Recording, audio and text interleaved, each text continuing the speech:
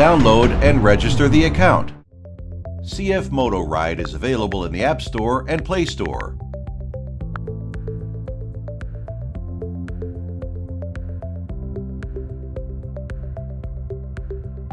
After the app is installed, enter your country or area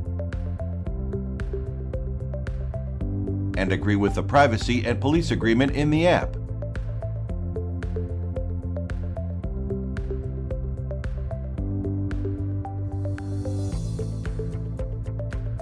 You may register the CFMOTO Ride account with your email or phone number. If you registered the CFMOTO Ride account by email, then you are also able to bind your phone number with it, and vice versa.